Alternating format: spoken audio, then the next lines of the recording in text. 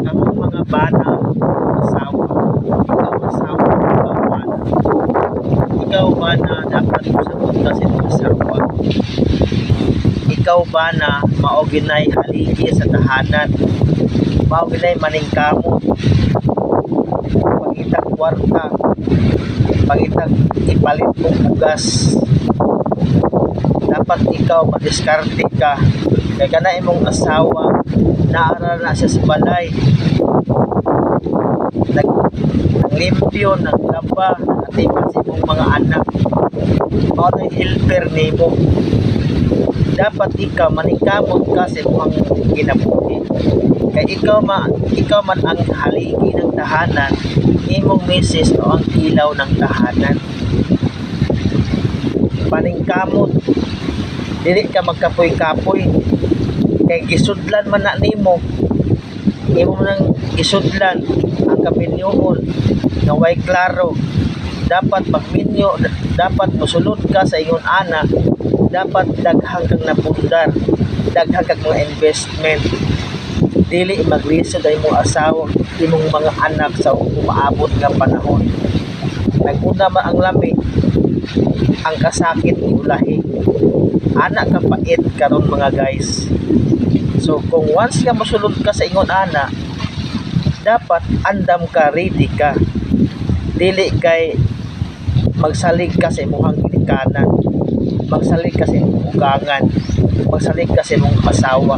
Kalalaki nimo dako na mag-ingon anak ka.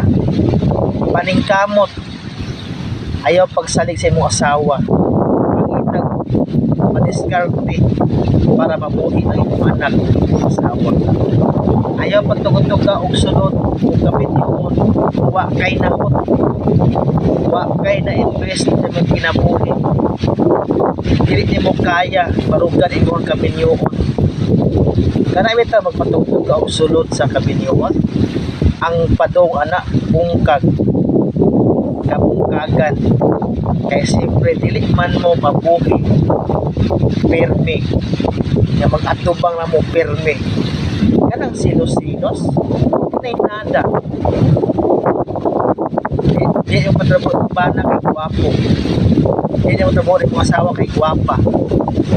Sa naman mo mga pasok sa nada mga guys, mga ka na mga kinaiyaha padapli na paningkamot para mabuhi o tanan, para walay sisihan naman mapalit sa inyong mga kaugalingon, sa inyong mga anak, sa inyong maabot na dagko na paningkamot. Dili kay paningkamot na kag usa ka adlaw ugma wala na. Ano ni sunod ka kapinyon nga wala mo man kay plano, wala mo man kay mga invest.